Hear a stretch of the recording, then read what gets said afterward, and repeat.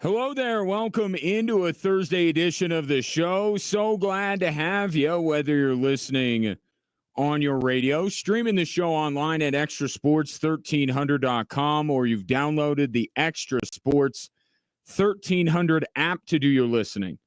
I certainly do appreciate it, and that Extra Sports 1300 app is sponsored by the fine folks at Diversus Health, Mental Health, and Well-Being for All. Not only will there be a veritable cornucopia of sports topics awaiting you over the course of the program, but we got our fair share of guests as well. Reggie Blackwell, who played college ball at K-State, is in Dublin right now for the first college football game of the year between Kansas State and Iowa State, Farmageddon in Dublin. And he will join me live from the land of my ancestors coming up in just about 20 minutes. You will hear from Switchbacks goalkeeper Adam Beaudry, who has had a phenomenal start to the time he is spending with the Switchbacks. What's behind all that? What has been the reason for his success? We'll get into that with him.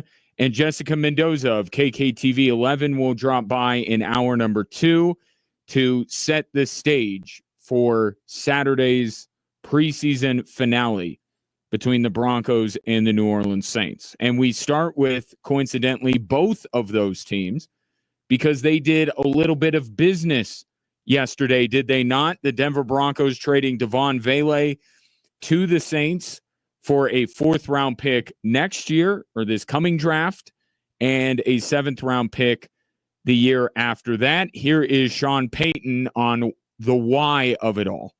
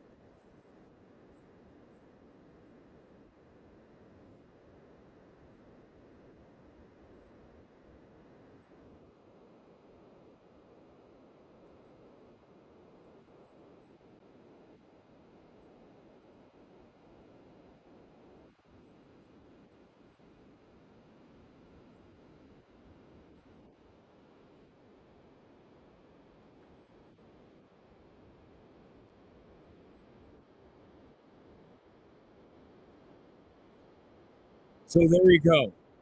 The unabridged version of why the Denver Broncos traded Devon Vele. A few things in there, and a lot of it kind of backs up my initial reaction yesterday.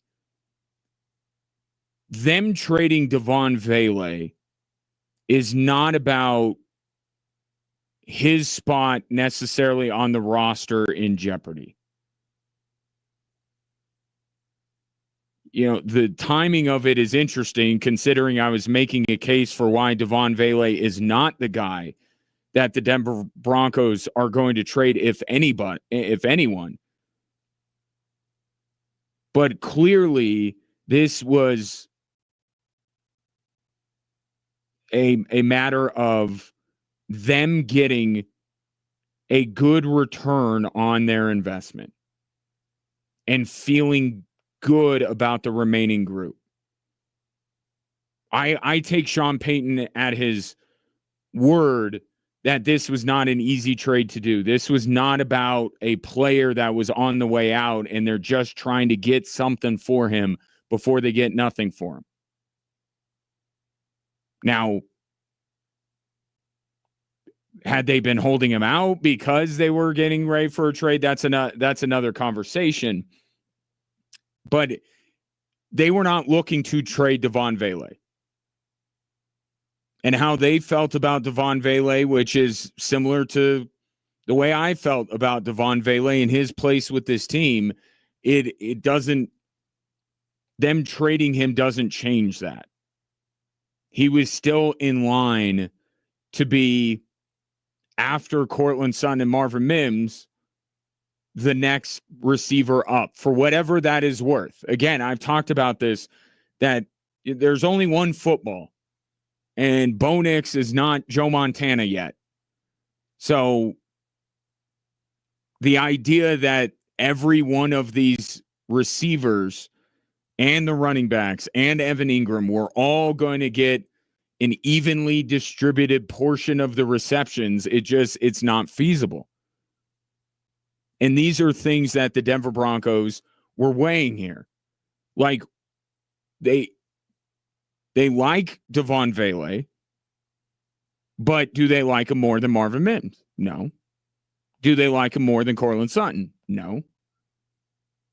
Does he have as important of a role on this team as Evan Ingram? No.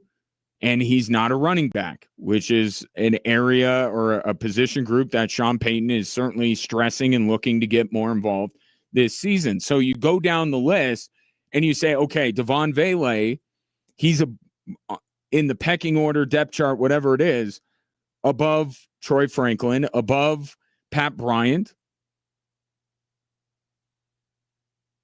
But ultimately, where is he at in the bigger scheme of things when it comes to this Broncos offense? And if you can get essentially a free fourth-round pick, and look, a fourth-round pick is not going to, blow your socks off or anything like that, but they're getting good return on investment. And these are the type of decisions that you have to make. So this is not about Devon Vele being the odd man out. This is about other teams valuing what Devon Vele is. And I thought Sean Payton's point in there about how they have a lot of big receivers and the Saints don't have any is a good one. Sean Payton likes the bigger receivers. He's kind of hoarding them from everyone else. So if you're willing to pay up for one, then okay, you're dealing from a position of strength. You have other big receivers that fit Sean Payton's mold. You have other guys that can do the job that you expected Devon Vele to do. And I mentioned this on the show yesterday and when I was on with Jessica Mendoza on KKTV last night. This decision is made easier, even if Sean Payton says it was a difficult one. It's made easier because Pat Bryant has shown the ability to do some of the things I imagine Devon Vele would be doing in this Broncos offense, namely being out on the field as a sure-handed option on third down. A newer version of Tim Patrick. If you remember what the Denver Broncos' vision was for Tim Patrick before he suffered the myriad of injuries that he did, that's what Devon Vele was going to be. Now you can see that vision with Pat Bryant. And I don't know if this deal, I actually don't think this deal would have gotten done had Pat Bryant not shown as well as he has through 2 preseason games.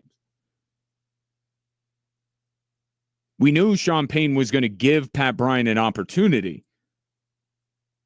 but him making the most of those opportunities perhaps broke the tie, so to speak. And the Broncos decided to do this deal with the Saints. But Devon Vele was going to have a role with this team. The idea that he was going to get cut between now and Tuesday, that was just flat out wrong. He wasn't going to get cut. But it was the confluence of having another player in Pat Bryant that you could utilize in the same way. The fact that, and really the fact that a lot of these guys, there's not anybody that sticks out as that true wide receiver one. They're all interchangeable. It's just about what they bring to the table as far as skill set. And if you have another guy with that skill set, then you listen to a trade offer like this. So from the Denver Broncos perspective, I get it. And for George Paton in his world, this has to be viewed as a huge win. Right? Because general managers love this stuff. They love the fact that they can draft somebody at a certain point and get more in return for them if they decide to ultimately move on. So this is a good bit of business done by the Denver Broncos. And with George Paton's history of being able to hit to a great degree with some of these later round picks, this is right in his wheelhouse of what he has proven over his time as Broncos general manager that he is very capable of finding guys with picks in the 4th and 5th rounds, 3rd round as well. In fact, he has another one with Pat Bryant, right? Seems like it anyway. So I get it from the Broncos side. Doesn't mean that Devon Vele was on the way out, but you get an offer. Not that I'm going to call it a Godfather offer, but an offer that you are less willing to refuse. For all of those reasons, it makes sense that the Denver Broncos did this deal. And for the New Orleans Saints side of this, it's interesting.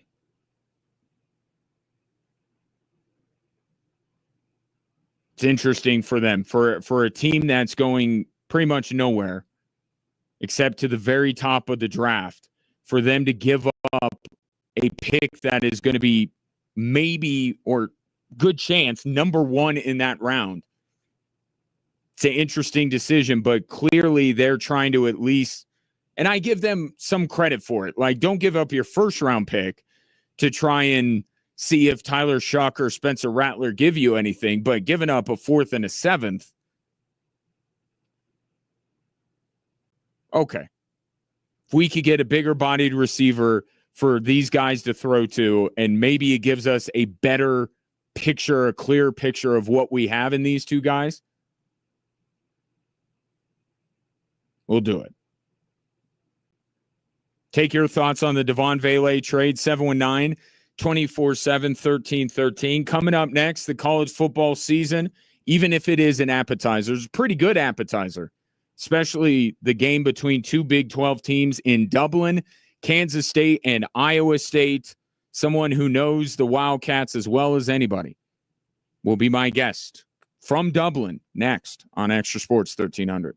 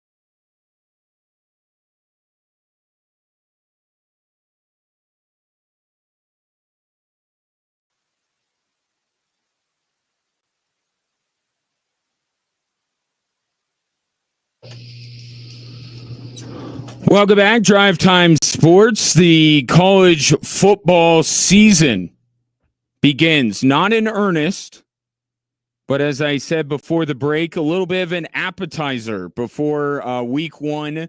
This is week 0, but there is a really intriguing game for arguably the most intriguing conference in America as Iowa State takes on Kansas State in Dublin. Joining me now from Ireland is a man that knows the Wildcats as well as anyone because he is a Wildcat. Reggie Blackwell played at K-State. Now he talks about the team on a regular basis, and he joins me now in all his resplendent glory. How is Dublin, Reggie? Let me tell you, it is the weather is great, a little overcast, but a lot of Guinness flowing. Hey, and the turnout is big on both sides. I was curious about that because when Notre Dame goes over to Dublin, I don't know if we're making an assumption we shouldn't be, but it's like, okay, the Irish are going over there. There might be some local interest.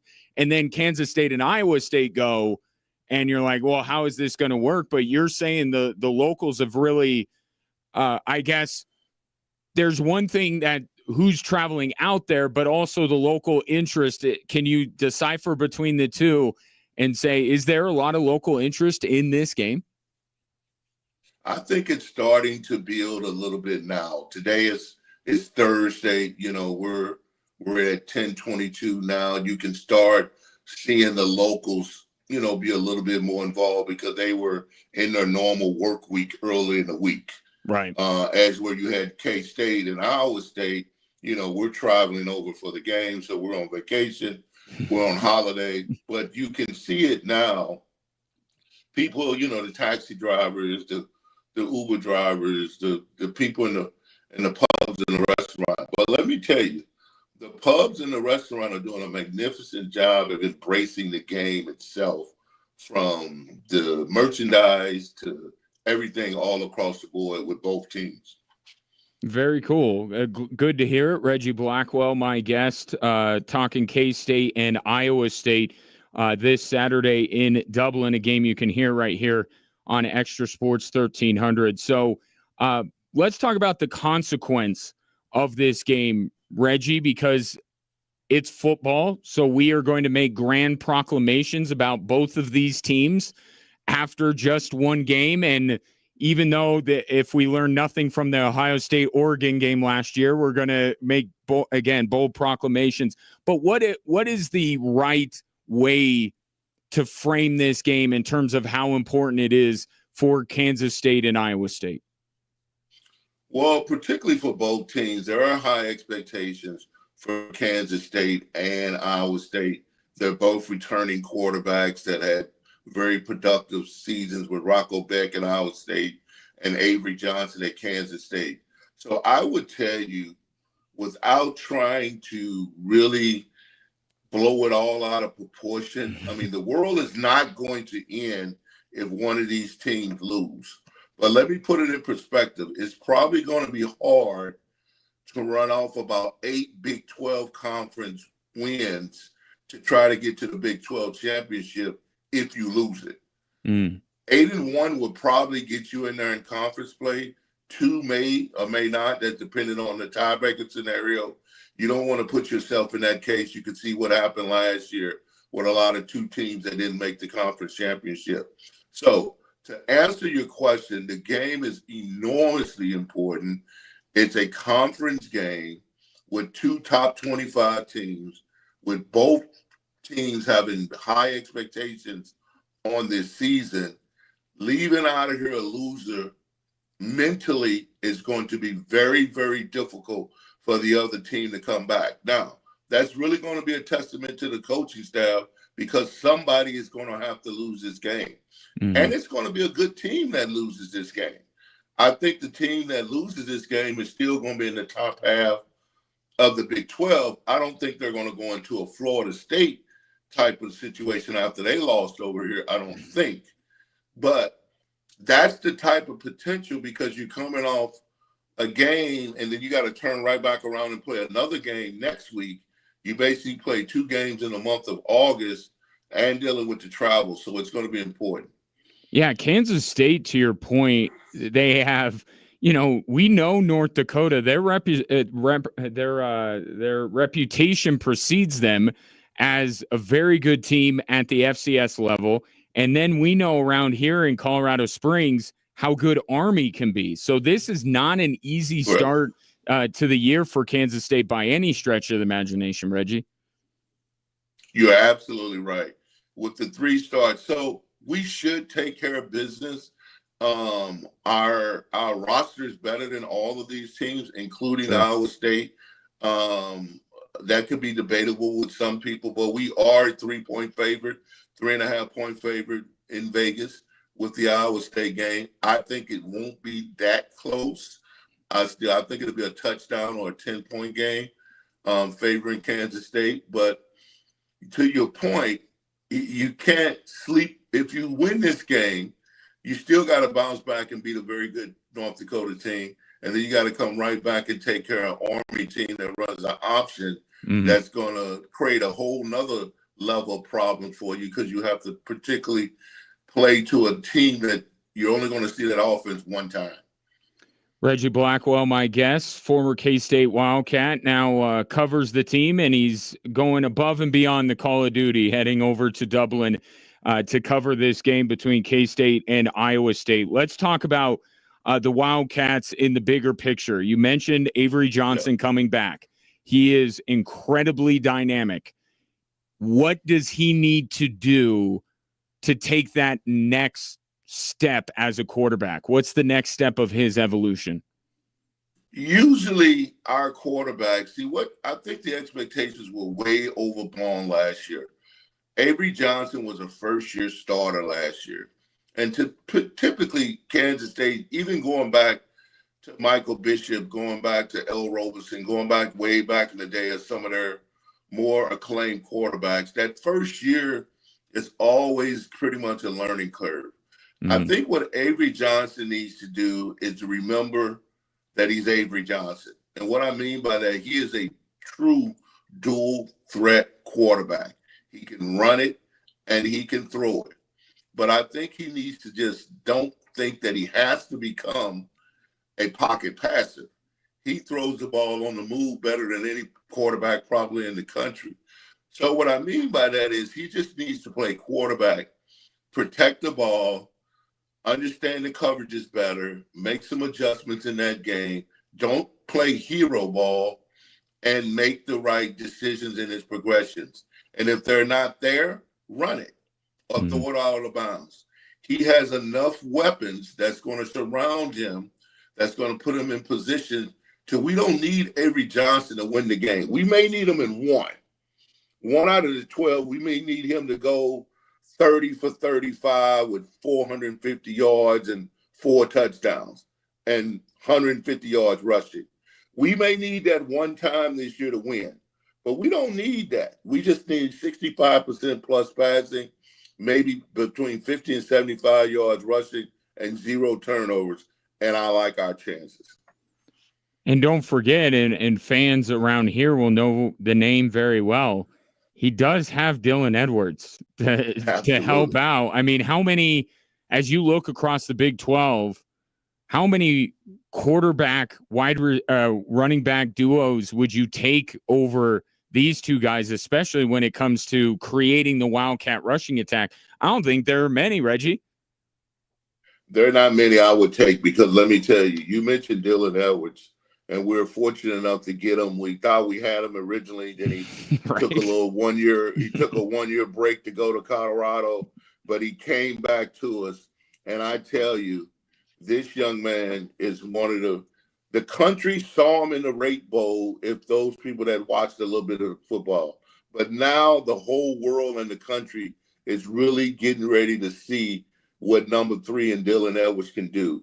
He's not just your scat back running back that has some speed. He can run it through the tackles. He can catch it out of the backfield. He can return it in the punt game. He can get you in between 4 or 5, but he is a one-hit wonder, getting it in open space, very, very dynamic. With him teaming up with Avery and a lot of different looks you're going to get ready to see. You're going to see him in an option game. You're going to see him in the slot. You're going to see him in pass pro. You're going to see him in a lot of different positions. They got a chance, if they do this right, to be very, very, very special this year. And it helps when they have one of the best coaches in the Big 12 and Chris Kleiman, no doubt about that as well. You mentioned you think both of these teams are very much in the mix for a Big 12 title. How long would that list be for you, Reggie, as you look at the Big 12 as a whole? I look at it as this. My favorites are I would have K-State, Arizona State, the returning champion, Utah, and I would throw Texas Tech in there, and then I'll throw a mulligan with Iowa State and Baylor. But the top tier, I think, is Kansas State, Arizona State, Texas Tech, and Utah. Don't discount Utah from the year that they had last year. That coach is very too prideful. That organization and that school, they will turn Utah around and they'll be competitive. They just need to figure the quarterback situation out. Well, and that's exactly where I was going to go, Reggie, because around these parts, we know Devin Dampier pretty well. He played at New Mexico. Right. He is a dynamic quarterback, so they got a good one in Salt Lake City. Kyle Whittingham did. So certainly he'll make them a factor in the Big 12. It'll be fun. It was probably the most fun conference we had in America last year, and it's shaping up to be the same, starting with this Iowa State-Kansas State game Saturday morning, 10 a.m. Mountain Time from Dublin. You can hear right here on Extra Sports 1300. And if you want to keep tabs on the Wildcats, get the best perspective, follow Reggie. Where can we follow you, Reggie? You can follow me at RB Sports on X, but you gotta just type in Believe K-State. We do a weekly podcast, sometimes 2 times a week, but Believe in K-State is on all your Apple, Spotify podcasts. Download it. You can listen to us at any time. All right. Well, I know I'll be hitting you up before the last week of the regular season because we got to talk Buffs Wildcats. But I hope that we get a chance to talk before that. For now, thanks so much for taking the time, staying up late to join me, and enjoy yourself over in Dublin. Thank you for having me. We look forward to the season, and I'm pulling for Colorado all the way up until they play K-State to the last game of the year. So. Well, be mindful of that. Yeah, let's make that a preview for the Big 12 title game. How's that sound? That'll be great. Appreciate it. Appreciate you, Reggie. Be well. Take care. Yep, that is Reggie Blackwell, RB Sports, Reggie RB Sports on Twitter.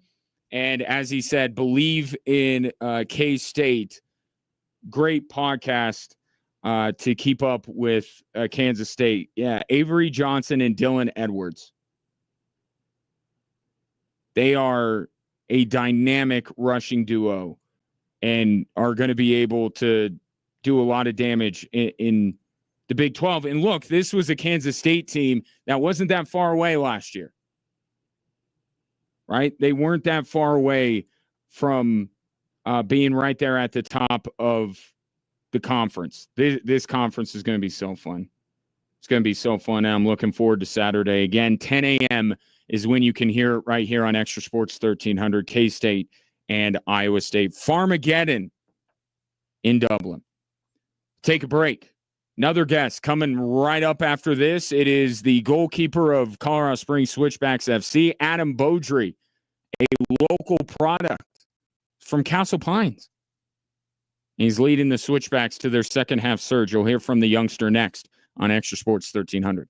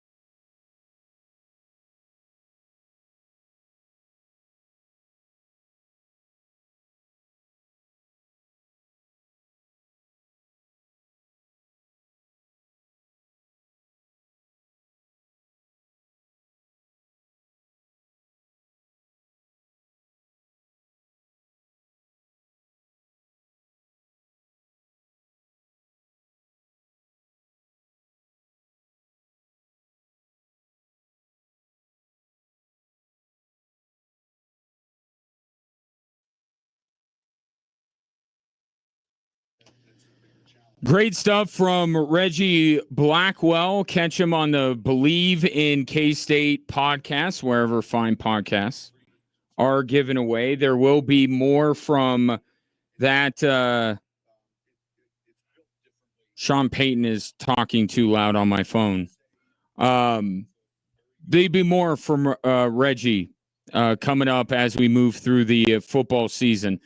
Speaking of the other football, Switchbacks playing really well right now. And as you look for catalysts, perhaps the reasons why the Switchbacks have turned things around, maybe you look to goalkeeper, the young Adam Beaudry, a Colorado native, and loaned to the Switchbacks from the Colorado Rapids. And he has made himself a home here, even for a short amount of time. And the first thing I asked him when I caught up with him at training was, he's looked so comfortable to me. Has it been comfortable for him? Yeah, I mean, credit to all the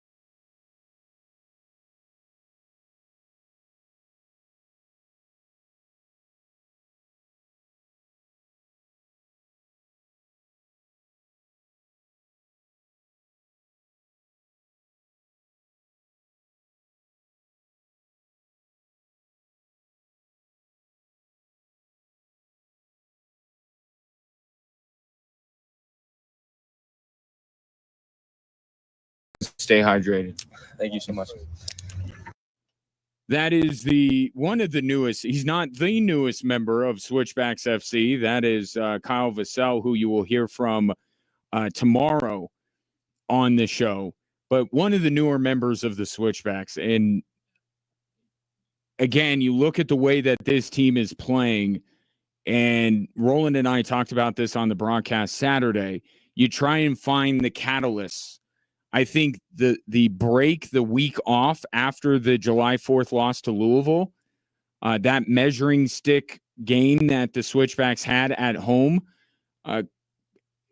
followed by a week where they were able to get out of town for a few days. I think that was important. But from a player perspective, two that I really look at, Adam Beaudry, can't understate the way he's played in goal and just the calming presence he's had on this team. And then I think Stevie Echeverria, who has been in the starting 11 regularly since they came back from that week off, and he helps with that. We may be looking at the Switchbacks like, where are the goals? And they brought in Kyle Vassell, and that's where the goals are supposed to come from moving forward. But the team was talking about preventing goals. They said that was their bigger issue. They weren't worried about the chances they were generating or the goals they were scoring or lack thereof. It was the goals they were conceding that was eating them up inside. And so Stevie Echeverria gets placed into that starting 11 on a regular basis to help with that. A true defensive-minded midfielder. He's going to stay home, and he's going to make it difficult for other teams to get through the middle of the field. And then you have the back line that has gotten better as the season has gone on. Aiden Rocha's move back there, I think, has helped things, brought them more grit and sandpaper. You have Matt Mahoney being the stalwart back there. And then Garvin Matusla has been arguably the best addition to this team. But I think that's where it all starts. And you're seeing it. Like, I'll admit, when James Chambers or some of these players keep talking about the goals that they're conceding, when in my mind, I'm like, they didn't score a goal this weekend, or they only scored one.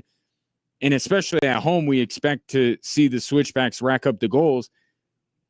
That's not where their mind was. And I was like, okay, you're not at all worried about this.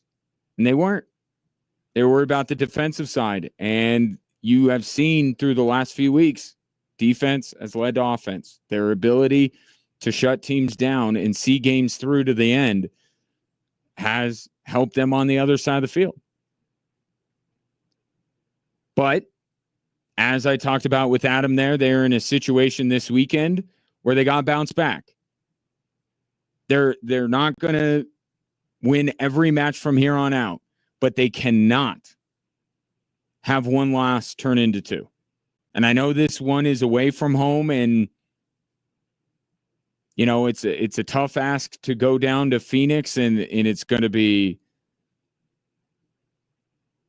at best 90 degrees. It's going to be a really difficult environment against a high-powered goal-scoring team, but they got to find a way, because you can't at this stage, especially with the way that the Switchbacks have started to turn things around, can't regress, can't let one loss turn into two. They got to nip it in the bud, get back to their winning ways, and then they come home for like 4 straight. It's 8:30 kickoff Saturday night, if you are so inclined, with Roland Vargas and myself. Thanks to Adam Beaudry, and again, you'll hear from the newest member of Switchbacks FC, Kyle Vassell. That will be on tomorrow's show. In the meantime, we will take a break, and on the other side, see what the Rockies did to Shohei Ohtani? You're listening to Extra Sports 1300.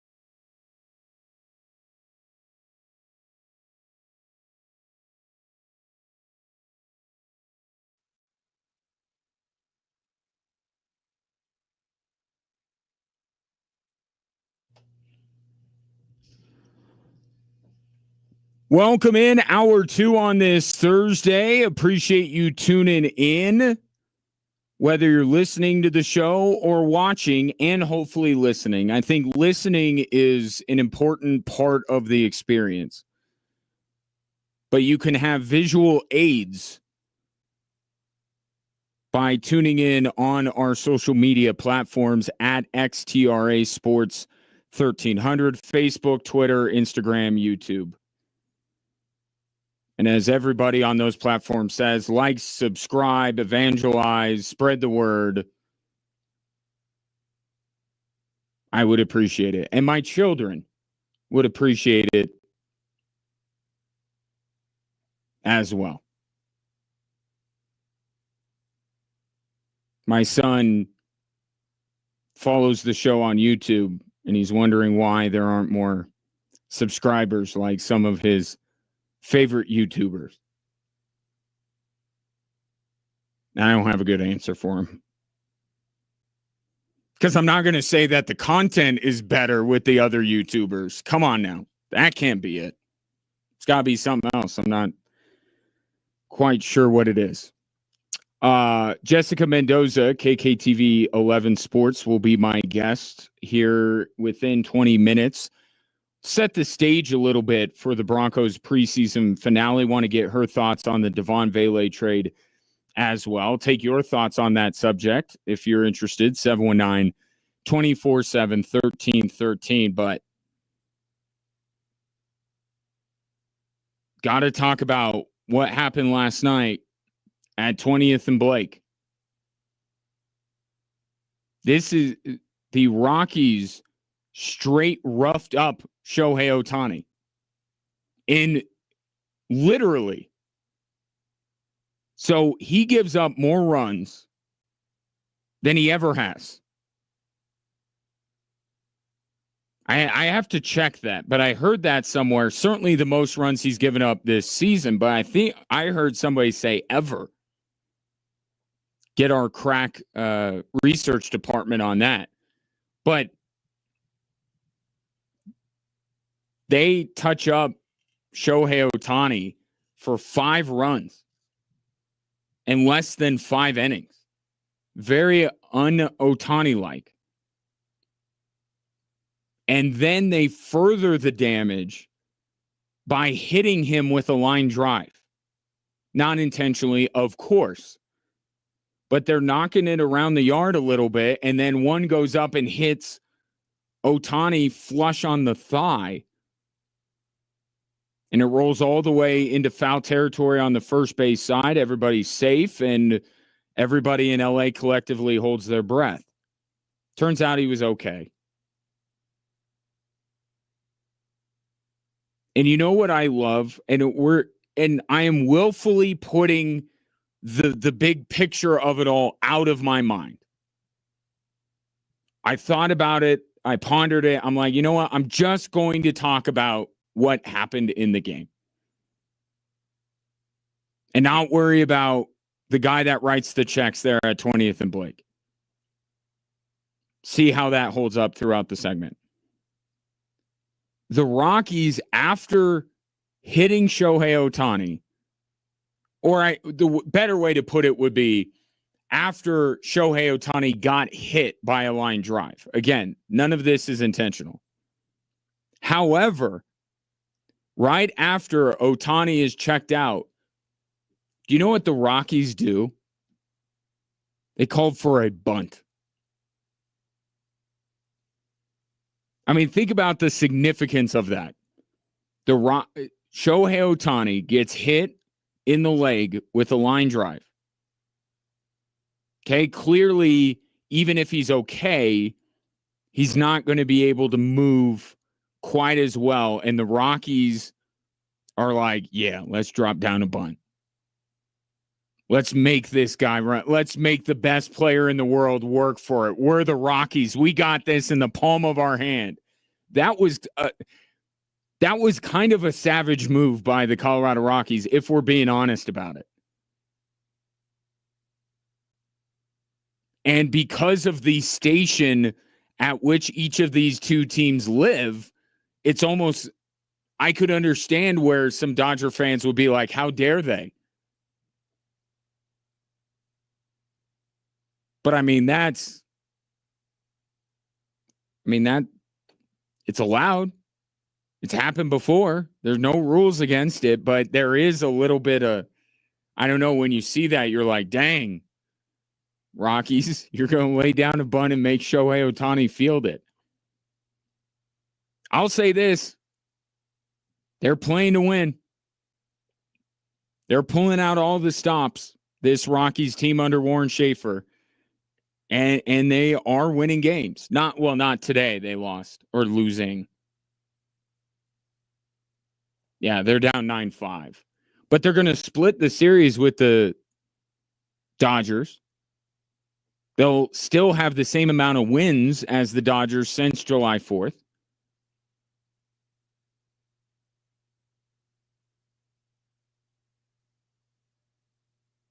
If you just worry about the Rockies at field level, it's been fun.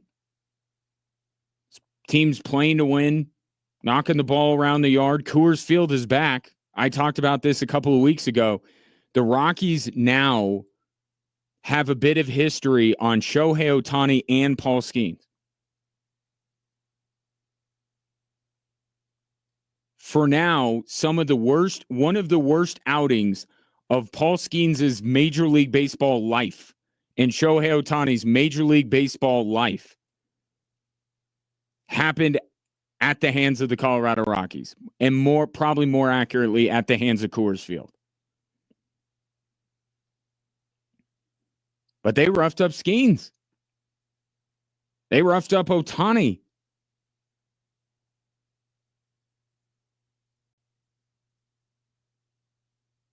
What a bizarre year it's been.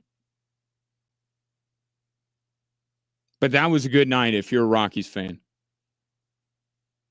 Not only do you beat the Dodgers again, you beat Shohei Ohtani. And look, not that I want to throw cold water on this whole thing, but Shohei Ohtani is not going to look like Shohei Ohtani on the mound this year. He's just not.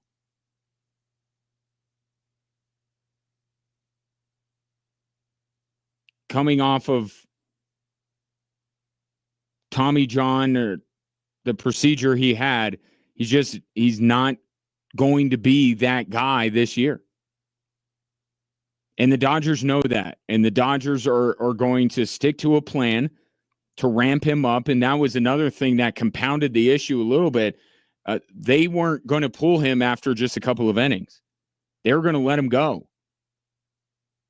But it's all about ramping him back up so that at some point during this contract, they do get Shohei Ohtani, the hitter and the pitcher. But he's not at the height of his powers. But you know what? With all the handicaps that are thrown on the Colorado Rockies because of their organization, like, look, yesterday it was a fair fight. That's how I would put it. Yeah, Shohei Ohtani is not 100% as a pitcher. And he probably won't be that till next year. And coincidentally, the Dodgers really need pitching help. I know, it's crazy, right? The team with an unlimited budget has a pitching shortfall. How many pitchers have they paid for? I think they've gotten every pitcher that was playing in Japan last year. And it's like, how could the Dodgers not have enough pitching? And the easy answer is, and baseball people will tell you this, can never have enough pitching. Nobody has enough pitching. It's like offensive line play in the NFL. There's a scarcity. If you even got a decent bunch like the Denver Broncos have, you hang on to it for dear life because there are a lot of teams in worse shape than you are. But Shohei Ohtani not prime Shohei Ohtani on the mound. No matter where the Rockies finish up, they will be known as one of the worst baseball teams ever assembled. To me, let's call it even. Even a diminished Shohei Ohtani should not have as many problems with the Colorado Rockies as he had last night. So let's give the Rockies a little bit of credit and characterize this as a little bit of a fair fight. So Rockies knock around Shohei Ohtani today, put up 5 runs so far. We're in the bottom of the 9th, but the Dodgers have 9. That's a problem. That math doesn't quite work out. And then there's this. I don't know. Yeah, I'll get into it here. Shedeur Sanders, who's going to play this weekend in the preseason finale for the Browns, by the way. That's the biggest news. But he was asked about Dylan Gabriel's comments about entertainers and competitors. And people have this visceral reaction when you throw around words like that, like, oh, he's got to be talking about Shedeur. If you listen to the dialogue, the question and the answer, I don't get that sense at all. But in the social media world that we live in, the question is clipped off and you just hear what Dylan Gabriel says. Yeah, if you hear it, you might think it was about Shedeur. It was never about Shedeur. But now Shedeur has to answer it because they're going to ask him about it. And he's like, Dylan Gabriel pulled me aside and told me it wasn't about me. And I didn't think it was about me. And I'm not, and even if it was about me, it doesn't bother me. Shedeur said, honestly, I don't think about anything. If it's not words or anything at this point, it can't do anything to me.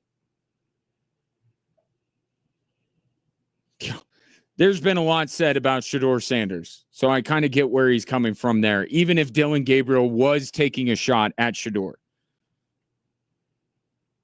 Don't know that Shedeur would be too bothered by it. He's heard a lot of stuff already, and he's just not even to the first game of his professional career, at least the first game that counts of his professional career.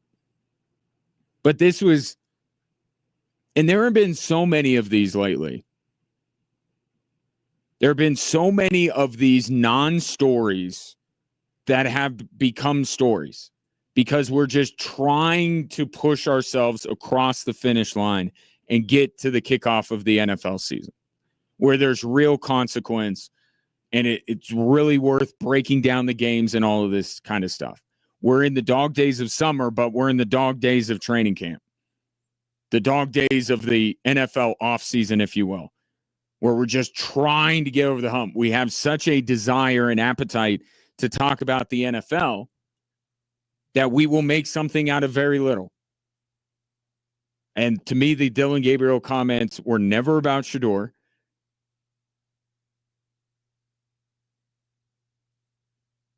But it becomes a story, and it's lasted. That was on Saturday, and we're sitting here on Thursday, and it's still being discussed. We need the NFL kickoff in the worst way. So all is good between Dylan Gabriel and Shedeur Sanders, and it will be Shedeur back on the field this weekend. So we'll see how his second start goes. You know, usually the final weekend of the preseason is the worst. Right? Because it's all about roster cutdowns. And outside of your own team, you don't care about anybody else's roster cutdowns. And it's no one you've ever heard of. And here, Shedeur Sanders is going to start. Tonight, Jackson Dart is going to play for the Giants in the later game this evening. And then you have the Denver Broncos. Yeah, they're dealing with the roster cutdowns, but the starters are going to play again.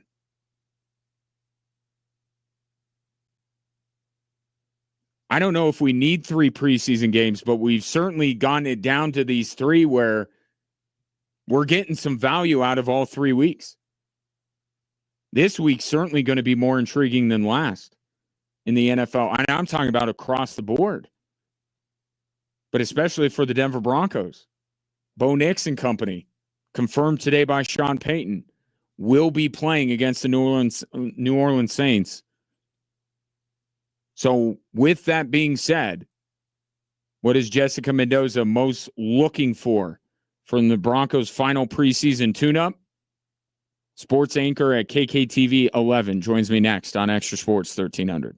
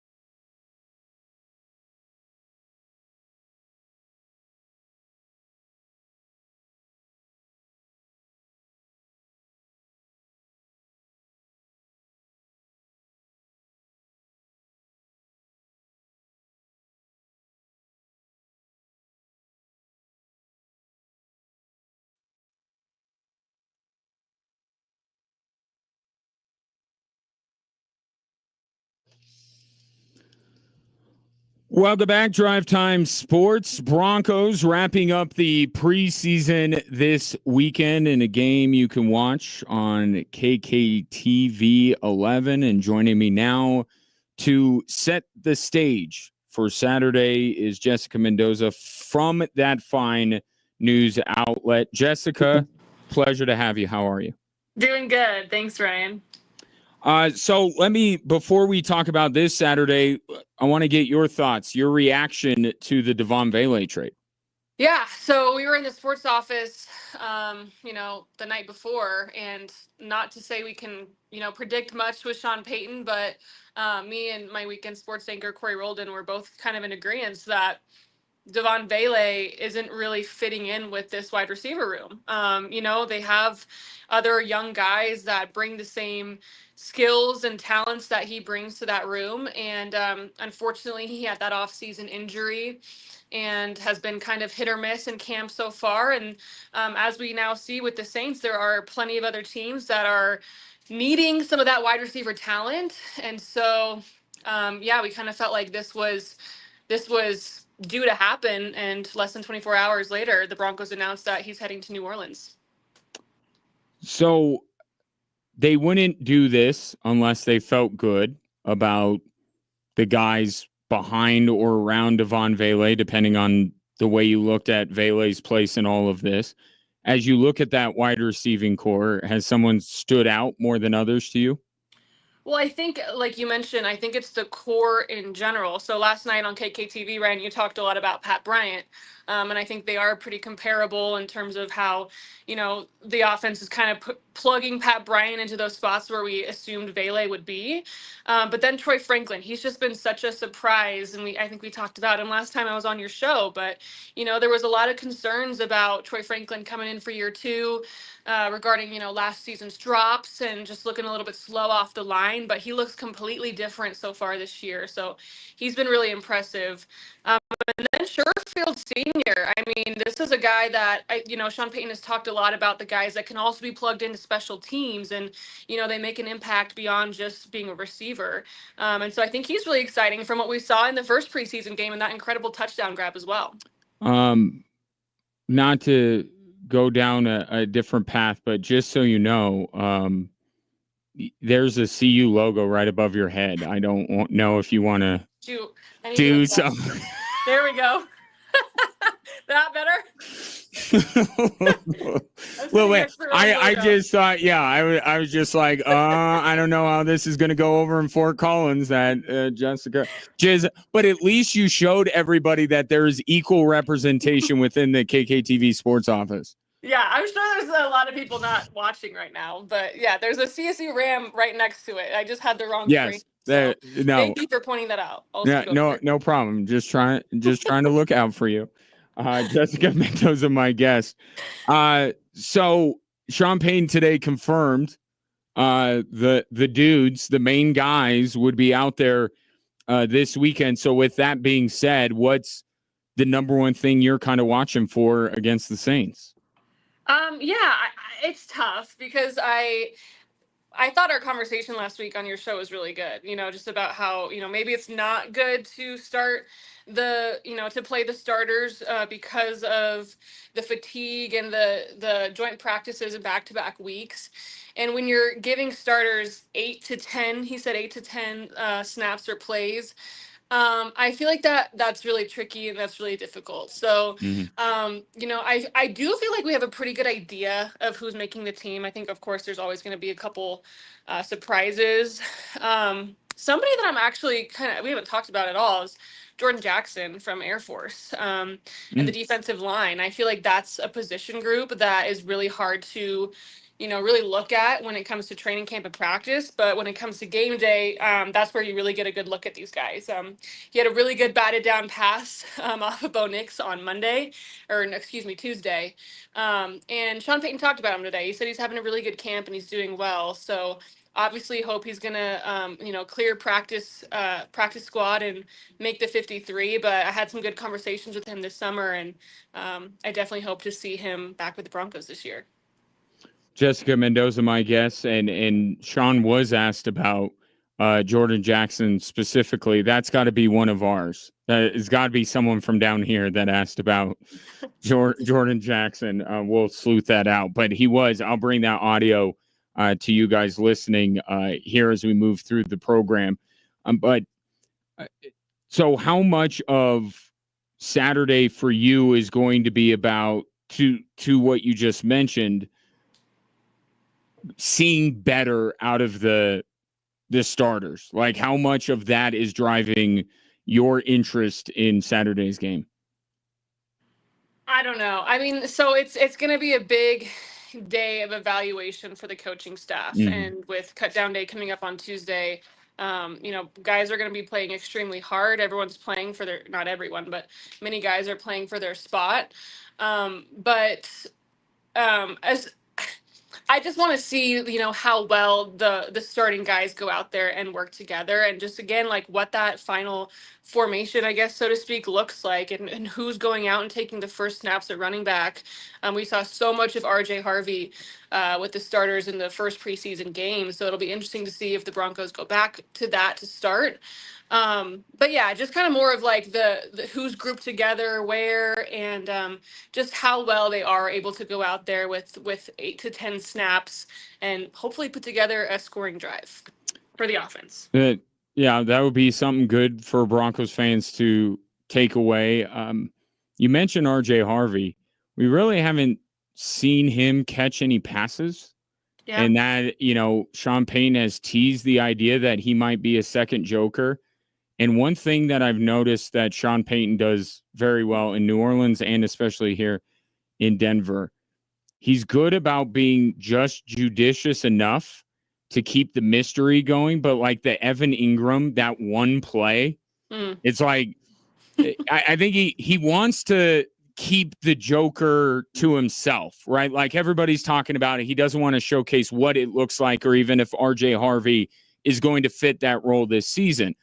But he also knows, too, that, hey, maybe I'll throw a little something out there. And that's what it felt to me like that one Evan Ingram play. It was just like, you're asking for the Joker. Here he is. And now we're putting him back in the box, and you won't see him until Tennessee. Yeah, I love that. And I remember, it wasn't too long ago, Sean Payton said, technically, RJ Harvey hasn't earned his Joker wings yet, so we can't consider him that yet. And it seems like if we have to pick one, it's Evan Ingram for right now. But I do agree, it might just be something that Sean Payton is keeping under wraps for right now. Something that they've seen enough of, on the practice fields that they're not ready to put, so to speak, on tape. Do you see what's going on in Cleveland and miss at all the days when you were talking about training camp quarterback battles? Not at all. I do see it, and I miss it? Absolutely not. It's just been like almost surreal, but very refreshing to just know who the Broncos quarterback is from day one. And it's fun to be able to, dive deeper into these other position battles that oftentimes got a little bit pushed down. So, I mean, I feel like early on we all kind of knew what the deal was, but it was still like, when is Bo Nix going to become the starter? So yeah, not only was 2 a lot last year, but having 4 to 5 to 6 quarterbacks, something else. Yeah, that's an interesting dynamic, certainly there in Cleveland. But we have running back battles. So, are you a 3 halfback person or a 4 halfback person? And off of that, which running backs do you think make the 53-man roster? Yeah. I've been meaning to talk to you about Audric Estime because I believe I came on your show not too long ago and said he was impressing me in camp. And he was. You did say that. He had a couple good days. But obviously what matters more is what's going on in these preseason games. And as you've talked about plenty on your show, Audric Estime certainly seems to be pretty far away from that cut line at this point, on the wrong side of it. I don't know if you heard, random little side note, but Jaleel McLaughlin hasn't been in practice lately, and Sean Payton confirmed today. We kind of had a feeling because a few weeks ago he said he was having a baby soon, And Sean Payton confirmed today that he said, I think, a baby girl. So he's now a father. And so that's really exciting. But you can't cut him now. Exactly. That's because you have at. spent all this offseason taking care of Cortland Sutton, taking care of Zach Allen. I do want to ask you about Nick Bonito before I let you go, but it would be bad for the brand if the Broncos cut a new dad. It would look horrible for sure. No, but Jaleel, on the other side of things, he does all the right things. He's always that early guy to practice, and he's just looked really good. But anyway, sorry, this is sort of a side tangent. Yeah, I agree with what you said on my show last night. I think, unfortunately, Blake Watson's on the wrong side of things as well.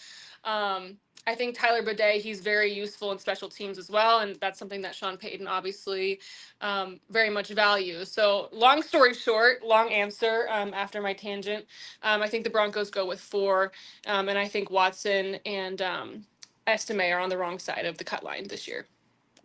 Nick Bonito spoke the other day, and he was pretty chill about the whole thing when it comes to his contract extension. Yeah. You're up there, and people, I'm not asking you to rumor monger or anything like that, but just at some point we got to go, well, why isn't it done yet? Right. I mean, I know no one's panicking, and I understand why it's taking longer. And Sean Payton talked about whatever it was, the next phase or the next stratosphere or whatever that Nick Bonito was going into. But would you be surprised if Bonito took the field against Tennessee without a contract extension? I wouldn't be surprised. And you wouldn't? Yeah, okay. I wouldn't. And I think, Nick Bonito said all the right things the other day. And we were shocked that we even got to talk to Nick Bonito, because a lot of times when players are up for contract extensions, they're not made available to the media because, they could say whatever or do whatever. Right. So we were thinking that day, something was going to come out. Adam Schefter was going to, drop the bomb after Bonito left the podium. But I was asking a couple of people at camp on Tuesday the same question. I said, is there a chance that he plays this year and he doesn't have, the extension figured out, or that they don't come to, a conclusion or a deal together? The answer I got from the couple of people I was talking to up there was they think that they're going to figure it out. But I also know that despite Nick Bonito saying all the right things, he's well aware of how much money he deserves. And this new contract is going to be very large, almost twice as much as what he's making right now.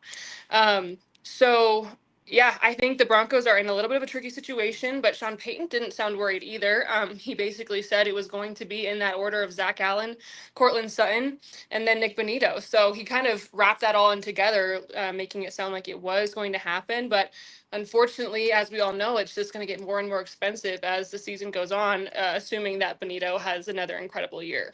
Well, and I'm at the point too, Jessica, where at what point does Nick Bonito not be so chill about the whole thing? He's going into a lame duck year, and he's done everything right. And I give him a lot of credit. And I guess this is why my mind is going to where it's going, because he's not holding in, he's not holding out, he's not voicing his displeasure or anything like that. But at some point, I feel like maybe he might feel like his trust is being betrayed. And maybe that's when he throws himself onto the field in a live game without the security of an extension. I'm not saying that suddenly he's going to be like, I'm holding out now.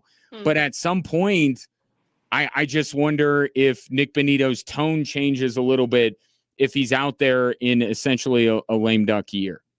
And I do wonder if part of it is, I truly sense a joy amongst the pass rushers, and that they truly love being a part of this defense. They love playing for Vance Joseph. They love playing with one another and alongside one another. And so I wonder if he was in this situation on a different team, things would probably be pretty different. But again, there's just so much that you don't know about what's going on behind the scenes. And you want to take everything he says for face value, that he's just letting his agent handle it and he's not worried about it and he just wants to play for a championship. But yeah, it's hard to know how he truly feels. And obviously you would hope it would not get to that point. But I would like to think that just the position that he's in terms of this group, this team, and maybe the trust that he has with the front office, long term, that's sweetening the deal a little bit for right now. And you're right. I mean, we don't know. Maybe they've exchanged some numbers, and maybe Nick Benito is comfortable with at least where the Broncos are. Maybe he wants them to move a little bit up, but maybe he's comfortable. We don't know, and I don't know how much detail we will get once this deal is signed. And I guess the one thing that the Broncos have going for them is that they are dealing with an agent. It's not Nick Benito going in there and being taken advantage of by the owner like some pass rushers across the NFL, and everything seems copacetic for now. And we still got a little ways to go, so we'll see what happens with Nick Benito if it's done before the season begins. But in the meantime, Broncos, Saints, the ones are playing this Saturday on KKTV 11. And what is the plan for this evening's sportscast? Yeah, we were up at Air Force actually this afternoon talking to Troy Calhoun. Got a little bit of insight on the quarterback situation. So as we talked, was that last night? It was last night. It was. As we talked last night, it is a more so two-man quarterback race between Josh Johnson and Liam Zarka. It sounds like Josh Johnson's getting a little bit more of the reps, but Calhoun said he likes both of these guys so much that even if he could take advantage of the transfer portal, he wouldn't. He's not ready to name a starter for week 1, which is like 9 days away, which is insane. But it does sound like he would be comfortable with going through 2, just with, their history of having somewhat success with running with 2 quarterbacks. And the players sound pretty confident in that same thing. So you'll be hearing from Calhoun and a couple seniors this year or tonight as well. Well, check it out, Jessica. Always appreciate you and your time, and we'll talk soon. Thanks, Ryan. You bet. That's Jessica Mendoza, sports anchor at KKTV 11 Sports. See her tonight at 10 o'clock and 5:30 as well. But I really like to push the 10 o'clock because I don't know. Maybe if you find a way to be able to listen to me and watch Jessica, then that would be the best of both worlds. But yeah, definitely 5:30 and 10. And then make sure you check out the Broncos this weekend on KKTV 11. To that point about Air Force, I don't want that graphic up there. There we go. That's interesting. I'm looking forward to those comments that Jessica will play tonight from Troy Calhoun. The sense I'm getting is that it will be Zarka, but I've said this before.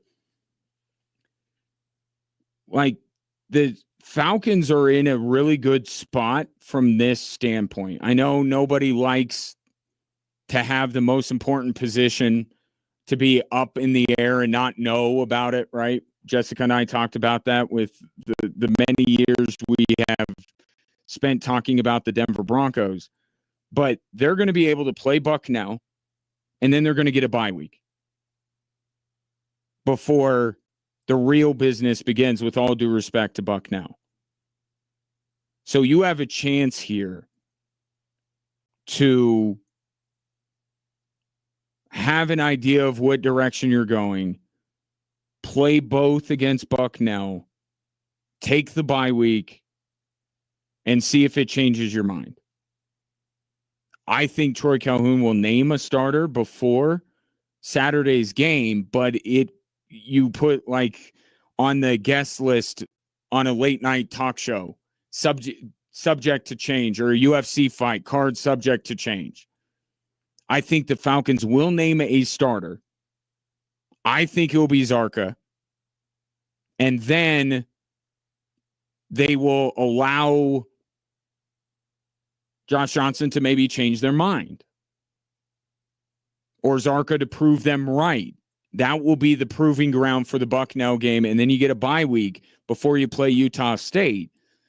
I think that the Falcons, and don't think for a second this is not part of the calculus from Troy Calhoun when it comes to this quarterback competition. I think they name one. I think they both will play against Bucknell. and then the Falcons will gather all the data, spend the bye week on it, and see if they change their minds when it comes to Utah State. But as Jessica mentioned, 9 days away, week from Saturday, Air Force opens up at Bucknell. I'll be giving away tickets all next week for that game, and I'll be out at that game in Falcon Alley before. So keep that in mind as you're making your game day plans. For now, we'll take a break and have more Drive Time Sports right after this.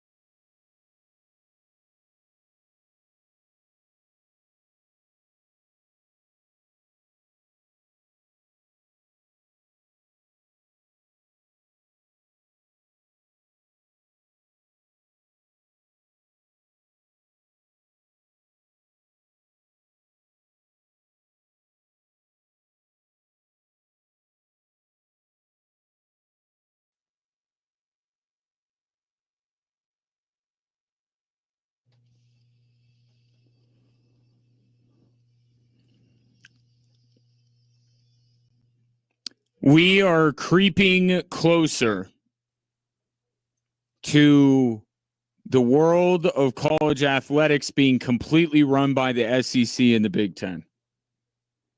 We took another step in that direction today because the SEC has announced that they will play 9 conference games moving forward. And the reason they are doing this is based on the metrics that got changed when it comes to selecting the college football playoff field. and where strength of schedule, your quality opponents, if you will, your power opponents matter more. And this is just another step in this direction. And I don't know if I'm still going to have this job by the time that all of this, the final step happens and college football is the NFL. And instead of the AFC and the NFC, it will be the North and the South. It will be the SEC and the Big Ten. And if you are not in one of those conferences, then you will be playing a different level of college football and college sports in general. We'll see what they do with the Olympic sports, but certainly football and basketball are moving in this direction. Because what does this do? This takes away the need for the SEC to schedule what they would view to be a lesser opponent. Oh, now we'll just have 9. No, we don't want to play anyone in the Big 12. We don't want to play anyone in the new Pac-12. We don't want to play anyone in the Mountain West or the ACC. We want to play ourselves. Because if we play ourselves, it will look better to these new metrics that are being used in the college football playoff selection process. And we're going to get more of our teams in.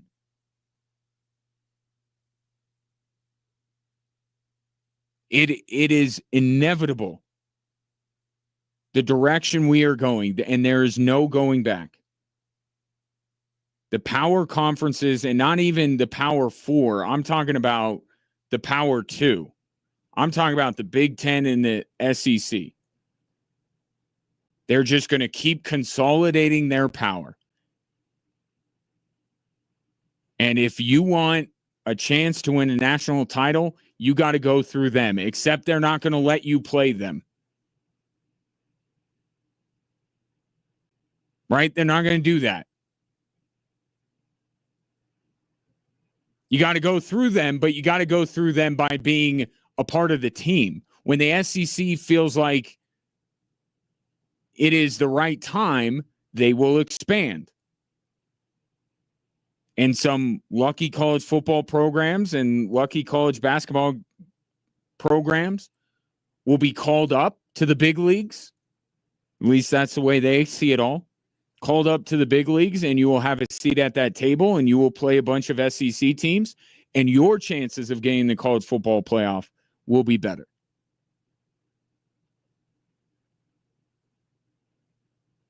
But this is just another step as the SEC, and really let's call it what it is, because the Big Ten, I think the SEC is letting them come along for the ride, and I think that the Big Ten is certainly the next most powerful conference in America. But, like, I haven't heard a good idea thrown out by the Big Ten in weeks. Like, they're trying to get the lesser of the two college football formats. They want to protect their automatic bids. It's like, come on now. Be on the right side of history. Be in line with the SEC. But it's the SEC. Right? Every day that goes by, they're closer to running college athletics.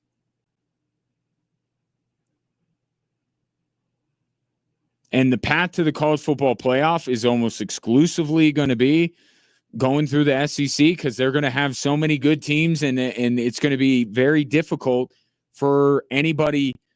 And I'm not talking even about the Mount West, because they're a different animal, and certainly they're going to be left behind like so many other conferences in all of this.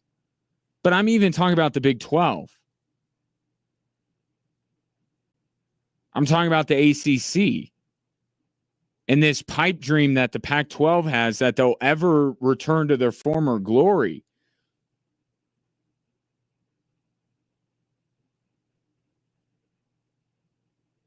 Like the Big 12 and some of these other conferences that aren't the SEC or the Big 10 they're going to be closer to the Mountain Western Conference USA than they will be the SEC. They'll be a strictly one bid league, and the SEC will be like, you know what? Let's let them in. Let's let one team in. These metrics changing, the SEC changing up their schedule. This is all just creeping towards what I've been saying for years. That college football, and let's just talk about college football, college basketball, we can talk about another time, but college football is going to look almost identical to the NFL in our lifetimes. And it may not even take that long. It may be within the next 5 or 10 years. It's going to look that way. And the way I'm presenting this has an air of doom and gloom. There are losers in all of this. Certainly. And given the soon-to-be 3 conferences that the major Division I programs in this state have, none of them are at that table. So from a local perspective, I guess there is some doom and gloom. What level of college football are they going to be playing? What path do they have to compete for a national championship? But I've said this as well right along with it. Like, if you take your affinity or your bias or your fandom and you take it out of it and you just look at the bigger picture, I do think this is what's for the best in college football. The product will be better than it ever has been. It will continue to get better as long as they don't get too carried away with how many. That's another thing with the Big Ten, this 2018 playoff nonsense that they're throwing out. It's like, good, throw out all the really bad ideas, Big Ten, and then come up with the good one. But it's going to make for a better product.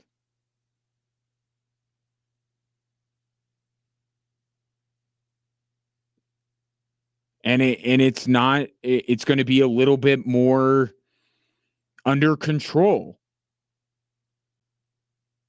once this all gets put into place and once this is all said and done. So for college football, I mean, SEC fans, yeah, at times they're nauseating with their superiority complex, but you have to give credit where credit is due. You know, the SEC, there's a reason why they're in the position they're in. And Greg Sankey is in the position he's in. Greg Sankey has had more ideas to help improve college athletics than the NC in just a few years that the NCAA has had maybe ever. And I think college football is better in the hands of a Greg Sankey. But there will be people left out. And ultimately, when all this is settled, it'll be up to you to figure out how you feel about it. But the college football is going to be better. But are the teams that you care about going to be a part of it? And if they are, what part of it are they going to be? That's going to be the question here. But this is just another step with the metrics being changed for the college football playoff. The SEC now saying we're going to play 9 games in conference. It's just another step in the direction to where the SEC just ends up. We already think they kind of rule college football. They will rule college football. They will be the ones to divvy out college football playoff spots. 719-24-7. 13-13. Coming up next, we'll hit the 3 stories that are driving the show. Sean Payton on why they traded Devon Vele, the Rockies rough up Shohei Ohtani, and much more.